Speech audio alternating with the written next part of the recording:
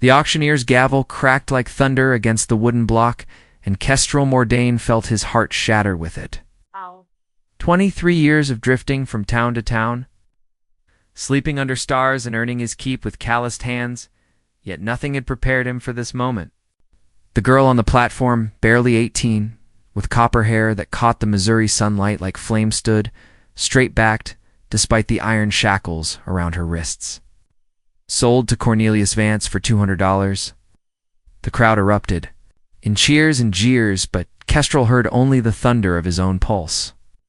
He'd ridden into Millbrook that morning with $3 silver in his pocket and a plan to buy supplies before moving on. Now he watched helplessly as the most beautiful woman he'd ever seen was led away by a man whose cruelty was legend throughout the territory. Her name was Whisperthorn. He'd heard the auctioneer announce it like she was livestock. Their eyes met across the square. Kestrel saw something that made his breath catch. Not defeat, not resignation, but a wild, untamed fire that reminded him of the mustangs he'd once gentled in Nevada. She was planning something. "You look like a man who's seen a ghost," came a gravelly voice beside him. Kestrel turned to find an elderly black man in worn preacher's clothes, his eyes kind but weathered by hardship.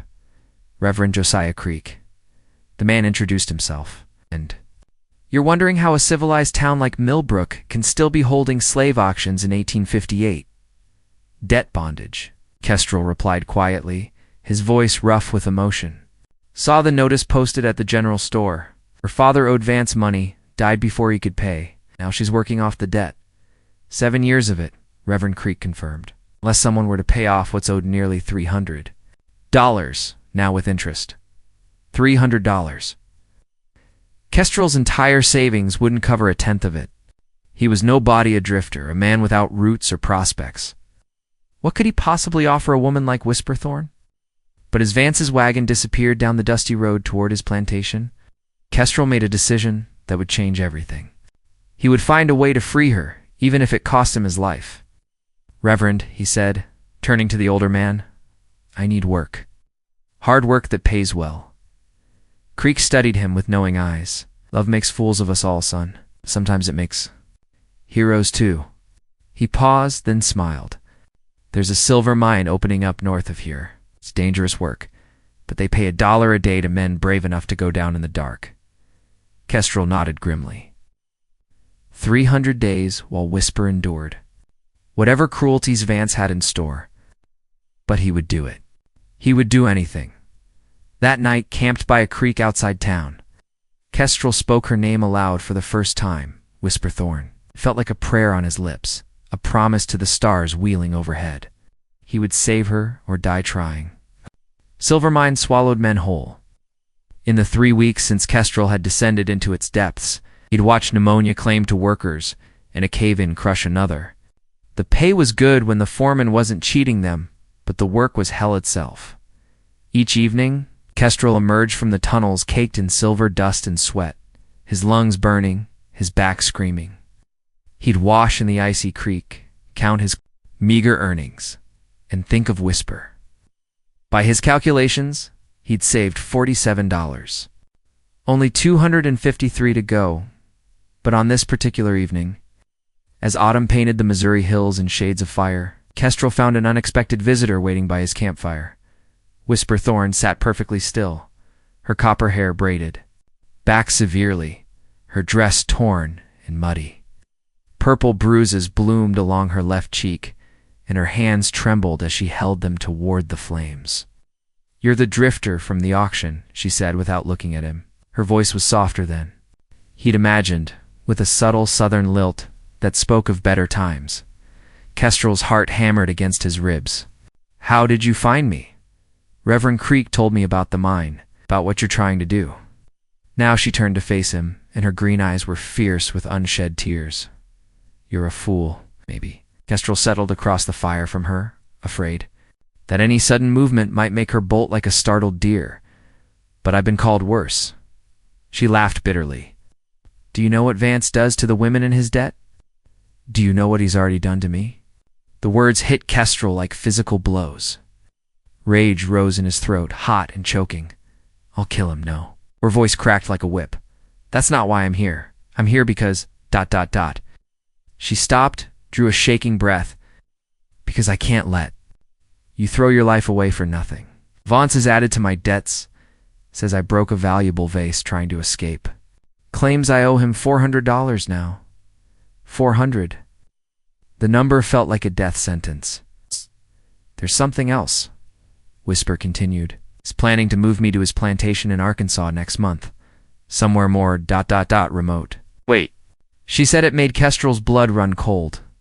They sat in silence for a long moment, the fire crackling between them. Finally, Whisper spoke again. Why? She asked. Why would a stranger risk everything for someone like me? Kestrel studied her face in the firelight, the proud line of her jaw, the defiant tilt of her chin, the way her eyes held starlight even in her darkest moment.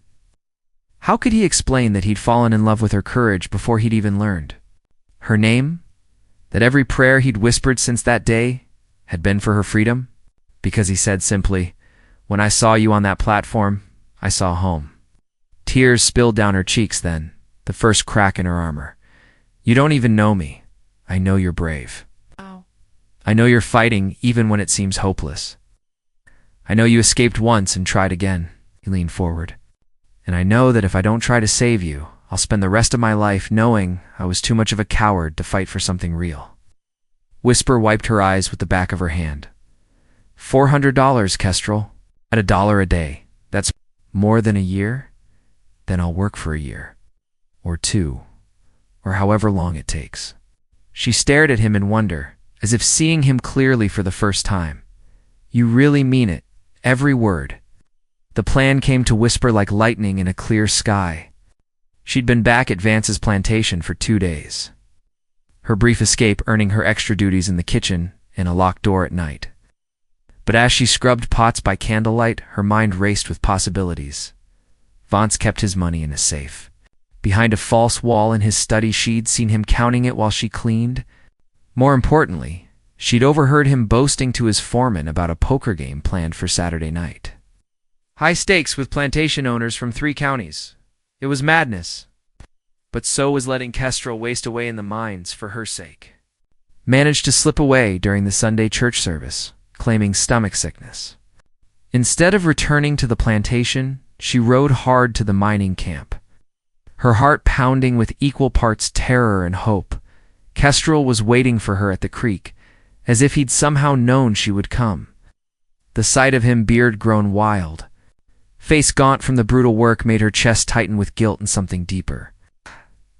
I have an idea, she said without preamble, but you're going to think I'm crazy.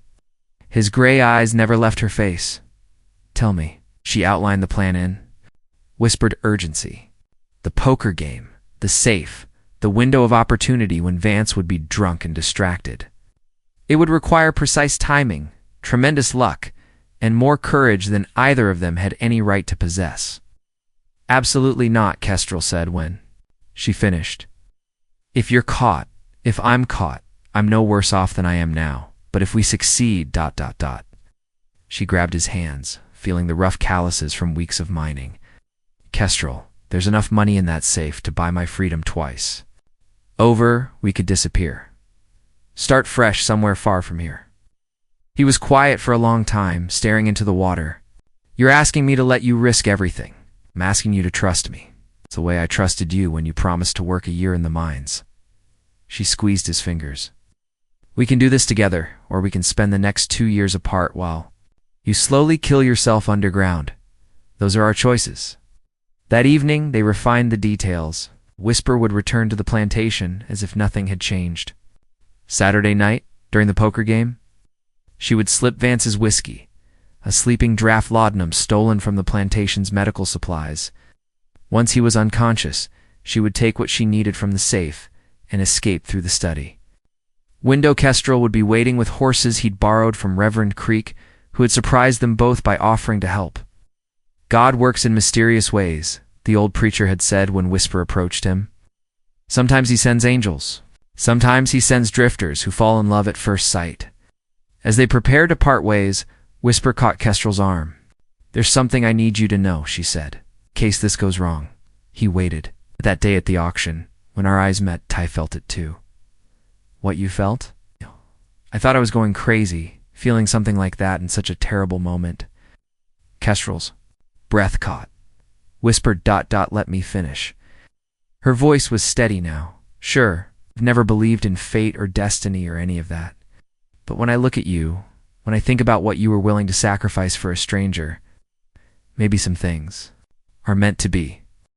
He kissed her then, soft and careful, as if she might vanish like morning mist. When they broke apart, her eyes were bright with unshed tears. Saturday night, she whispered. Saturday night, he confirmed. And then we ride until we find somewhere. Safe. Together. Together. Saturday night arrived with the weight of destiny. Whisper moved through her evening duties with mechanical precision, every nerve in her body screaming with tension. The poker game had started at 8. Voices and laughter drifting from Vance's study as 6 men settled in for a night of cards and whiskey. By 10 o'clock, the laudanum was ready to solve in Vance's favorite bourbon and set aside for the right moment. Whisper's hands shook as she prepared the tray of refreshments, knowing that everything hinged on the next few hours. Meanwhile, Kestrel waited in the shadows beyond the plantation grounds, holding the reins of 2 horses Reverend Creek had provided. Not just the animals, but a route to safety, a network of sympathetic families who would shelter them on their journey west. Lord, if you're listening, Kestrel whispered to the star-filled sky, keep her safe. I don't care what happens to me, but keep her safe. Inside the plantation house, Whisper entered the study carrying her tray. Vance was winning, his face flushed. With liquor and success, the other players looked grim as they counted their dwindling stakes. Ah, my little dove, Vance slurred, grabbing Whisper's wrist as she set down his glass. Gentlemen, isn't she lovely? Worth every penny I paid for her father's debts? The men leered and made crude comments while Whisper bit back her revulsion. She'd learned to disappear inside herself during these moments, to think of other things. While enduring Vance's casual cruelties, tonight she thought of Kestrel's kiss by the creek, of the way he'd looked at her not as property or a prize to be won, but as a woman worthy of love and sacrifice. Cornelius, one of the players, said, "Are you going to stare at your servant all night, or are you going to play cards?" Vance released Whisper with a rough shove. "Pour the drinks and get out," he commanded. Whisper moved around the table, filling glasses and waiting for the right moment. When Vance became distracted by a particularly good hand, she switched his glass with the drugged bourbon. Her heart hammered so loudly, she was certain the entire room could hear it, but the men were too absorbed in their game to notice anything amiss. 20 minutes later, Vance began to slur his words more than usual. 30 minutes after that, his head started to nod. By midnight, he was unconscious in his chair, snoring heavily while the other players debated whether to continue without him. Leave him, decided the man who seemed to be winning the most. Cornelius never could hold his liquor properly. We'll finish this hand and call it a night. Whisper retreated to the kitchen and waited, every second feeling like an eternity. Finally, she heard chairs scraping, voices bidding farewell, the front door closing as the guests departed. The house settled into silence.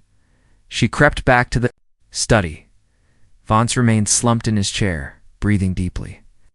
Working quickly, Whisper moved the heavy bookshelf that concealed the safe. Her fingers trembled as she worked the combination numbers she'd memorized by watching. Vance from the shadows. The safe opened with a soft click. Inside were stacks of bills, legal documents, and jewelry that had probably belonged to previous debtors. Whisper took only what she needed for $100 to cover her debt, plus another $100 for traveling expenses. She left everything else untouched. As she prepared to leave, Vance stirred in his chair. Whisper froze, her heart stopping completely. His eyes opened, unfocused and confused. What are you doing? For a moment that stretched like eternity, they stared at each other across the dimly lit room. Then Vance's hand moved toward the pistol he always kept on his desk. Whisper didn't think. She grabbed the heavy brass candlestick from the mantel and brought it down hard across his temple. Vance crumpled to the floor, blood trickling from the wound. She checked his pulse with shaking fingers, still alive but unconscious. The laudanum combined with the blow would keep him down for hours. Whisper climbed through the study, window and ran across the dark fields toward freedom, toward love, toward the man who had been willing to sacrifice everything for her. Kestrel heard her coming before he saw her, the rapid drumbeat of footsteps across the muddy field. When Whisper emerged from the darkness, her dress torn and her face streaked with tears, his heart nearly stopped. "Did he hurt you?" were the first words out of his mouth as he caught her in his arms. "I'm fine, but we need to go now." She was breathing hard, adrenaline making her voice shake. "I had to hit him. He woke up while I was at the safe." They were in the saddle within minutes, riding hard through the Missouri night. Behind them, the plantation house remained dark and silent, giving no hint of the drama that had unfolded in Vance's study. "The money?" Kestrel asked, as they slowed their horses to a sustainable pace. Whisper patted the saddlebag where she'd hidden the bills. "Enough to buy my freedom and start over. We're really doing this, aren't we? We're really free." But even as she said it, they both knew their troubles were far from over. When Vance wakened, he'd come after them with everything he had. A man like Cornelius Vance didn't let anyone steal from him and live to tell about it. They rode through the night, following Reverend Creek's carefully mapped route. Their first stop was a farmhouse 20 miles north, where a Quaker family named Hartwell provided them with fresh horses and supplies. "You're not the first to pass through here seeking freedom," Mrs. Hartwell said as she packed food into their saddlebags. "Nor will you be the last. God speed you on your journey." As dawn broke over the rolling hills, Kestrel and Whisper found themselves alone for the first time since her escape. They'd stopped to rest the horses by a small stream. The morning light painted everything in shades of gold and possibility. "Tell me about your dreams," Whisper said suddenly. They were sitting on a fallen log, sharing jerky and hardtack, while the horses drank. "For all this, what did you want out of life?" Kestrel was quiet for a moment, considering. "I never really thought about it. Been drifting so long, I forgot there might be somewhere worth stopping." He looked at her, taking in the way the sunrise caught fire in her copper hair. "What about you?" "I wanted to teach children. Before my father got sick, before the debts piled up, I was going to be a school teacher." She smiled sadly. "Foolish dreams for a girl in my position. Not foolish. Never foolish." Kestrel reached out and touched her hand. "Maybe we'll find a place that needs teachers. A place where no one knows our names or our histories. Is that what you want? To disappear completely?" He considered this. "I want whatever makes you happy. If that means starting over as strangers in some frontier town, then that's what we'll do. If it means keeping running until we reach California, then we'll run." Whisper felt something warm and bright unfurl in her chest. "I love you," she said. "Quietly, I know it's crazy. We barely know each other, but I love you, Kestrel Mordain." He kissed her then, deep and sure, tasting like hope and new beginnings. When they broke apart, his gray eyes were bright with unshed tears. "I love you too," Whisper Thorn. "Have since the moment I saw you. It might have stayed there forever." Holding each other in the morning light, but the sound of distant hoofbeats shattered the peace. Kestrel was on his feet instantly, hand moving to the pistol at his hip. "How many?" Whisper asked, already moving toward the horses. 4, maybe 5 riders. Coming fast. His voice was grim. Vance found us quicker than expected. They mounted up and spurred their horses forward, breakfast forgotten. Behind them, the sound of pursuit grew louder. The race was on, and everything they'd fought for hung in the balance. As they crested a hill, Whisper looked back to see 5 men on horseback, led by a figure she recognized even at a distance. Cornelius Vance, his head wrapped in bloody bandages, his face twisted with rage. Kestrel shouted over the thunder of hooves, "Don't look back, just ride." The chase lasted 3 brutal days. Vance and his men were relentless, pushing their horses to the breaking point in pursuit of their quarry. But Kestrel knew the wilderness like a wolf knows the forest. And Whisper proved herself to be a natural rider, staying in the saddle through river crossings and mountain passes that would have defeated lesser women. On the 3rd night, exhausted and running low on supplies, they took refuge in an abandoned mining shack high in the Ozark Mountains. Their horses were nearly spent, and they both knew they couldn't keep running much longer. "We make our stand here," Kestrel said as he checked his weapons. His rifle was loaded, and he had perhaps a dozen rounds left. Not much against 5 armed men, but it would have to do. Whisper sat by the window, keeping watch while Kestrel prepared. Their defenses. I'm sorry, she said suddenly. If I'd been more careful, if I hadn't let him wake up, stop. Kestrel's voice was firm but gentle. You did everything perfectly. We both knew this might happen. I should have killed him when I had the chance. That's not who you are. That's not who either of us are. He moved to sit beside her, taking her hand in his. Whatever happens tomorrow, I want you to know something. These past few days. With youth, they've been the best of my life. Worth everything. Tears spilled down her cheeks. Don't talk like we're already dead, I'm not. I'm talking like a man who's finally found something worth living for. He kissed her forehead, and worth fighting for. They held each other through the long night, taking turns at watch, whispering plans and prayers and promises. When dawn broke gray and cold over the mountains, they heard the sound they'd been dreading, hoofbeats approaching the shack. Kestrel Mordain. Vance's voice echoed off the rocks. I know you're in there. Send out the girl and I might let you live. Kestrel appeared at the window, rifle ready. She's not property, Vance. She paid her debt with stolen money. His head was still bandaged, and his voice carried the fury of a man who'd been made to look foolish. That little whore tried to kill me. Now she'll hang for it. For my dead body, that can be arranged. The first shots shattered the morning silence. Kestrel returned fire, his aim true enough to wound one of Vance's men. But there were two. Many of them, and they had the shack surrounded. For 2 hours, the battle raged. Bullets splintered the wooden walls and smoke filled the air. Kestrel's ammunition dwindled with each exchange, while Vance's men seemed to have endless supplies. Then, in a moment of terrible clarity, Whisper saw what had to be done. There's another way out, she told Kestrel during a brief lull in the shooting. The back window opens onto a ledge. You could make it to the trees, not without you. Listen to me. Her voice was steady now, resolved. One of us has to survive. One of us has to get away and tell the world what kind of man Cornelius Vance really is. Whisper, no, I love you, she said, pressing the remainder of their money into his hands. Promise me you'll use this to do something good. Build the life we dreamed about, even if I can't be there to share it. Before he could stop her, she was at the front door, her hands raised in surrender. Vance, she called out. I'm coming out. Don't shoot, Whisper. Don't.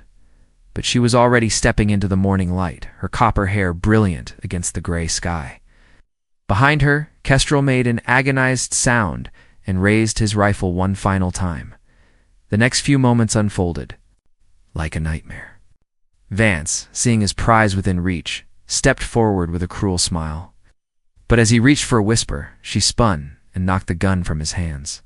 In the confusion that followed, men shouting, horses rearing, shots fired in panic, Kestrel burst from the shack, the roar of pure fury. What happened next would be debated for years in the saloons and general stores of Missouri. Some said Kestrel moved like a man possessed, cutting down 3 of Vance's men before anyone could react. Others claimed it was divine intervention. The bullets simply refused to find their mark. All anyone knew for certain was that when the DH smoke cleared, Cornelius Vance lay dead in the dirt, and Kestrel Mordain held Whisper a thorn in his arms as if he would never let her go. 6 months later, in a small town called Haven's Rest, nestled in the Colorado Territory, a simple wooden church held its first wedding of the new year. The bride wore a dress of blue silk that matched her eyes, her copper hair crowned with wildflowers. The groom stood tall in his best suit, his gray eyes bright with joy and wonder. Reverend Creek had made the journey west to perform the ceremony, claiming he wouldn't miss it for all the gold in California. Besides, he told them with a twinkle in his eye, I've got some preaching to do out here. Seems the Lord isn't finished with this old man yet.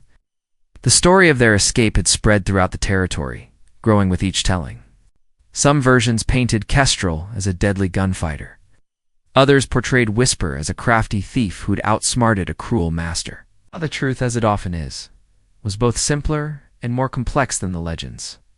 They'd used Vance's money to buy a small ranch outside Haven's Rest, where Kestrel raised horses and Whisper taught the local children to read and write. It wasn't the grand adventure some might have imagined. But it was exactly what they dreamed of during those desperate days on the run. "Do you ever regret it?" Whisper asked him one evening as they sat on their porch watching the sunset paint. The Rocky Mountains in shades of fire, giving up the drifting life for domestic bliss. Kestrel considered this, his arm tightening around her shoulders. "I was never really living before I met you. It's just existing, moving from place to place without purpose." He kissed the top of her head. "Now, every day feels like a gift. Even when I burned breakfast this morning, especially then." She laughed, the sound bright and free in the mountain air. "I love you, Kestrel Mordain. Even if you are completely insane. Had to be insane to fall in love at first sight with a woman being sold at auction. I had to be equally crazy to trust a stranger. With my life." They sat in comfortable silence, watching the stars appear one by one in the darkening sky. Somewhere in the distance, a coyote howled, its voice carrying across the vast wilderness. They felt no fear, no urge to run or hide. They were home at last. In the years that followed, their story would become legend in the small towns scattered across the frontier. People would speak of the drifter who fell in love with a woman in chains, who prayed her name to the stars and worked in darkness to buy her freedom. They'd tell of the brave girl who risked everything for love, who chose trust over despair and hope over surrender. But for Kestrel and Whisper, the legend mattered far less than the life they built together. A life filled with laughter and hard work, joy and sorrow, the thousand small moments that make up a love story worth telling. And on quiet evenings, when the wind carried the scent of wildflowers across their land, Kestrel would still whisper, her name like a prayer, Whisper Thorn. Only now it was a prayer of gratitude instead of desperate hope. A thanksgiving for the miracle of finding home in another person's heart. Their love had begun with an auction block and a stranger's impossible promise. It would endure for all the years of their lives. A testament to the power of faith, courage, and the belief that some things are indeed meant to be. In Haven's Rest, Colorado, where the mountains touched the sky and dreams could take root and grow, two souls who had found each other against all odds lived happily ever after. And if that isn't the most satisfying ending of all, then perhaps we've forgotten what stories are really for to remind us that love, when it's true and brave, and willing to fight for what matters, can indeed conquer all.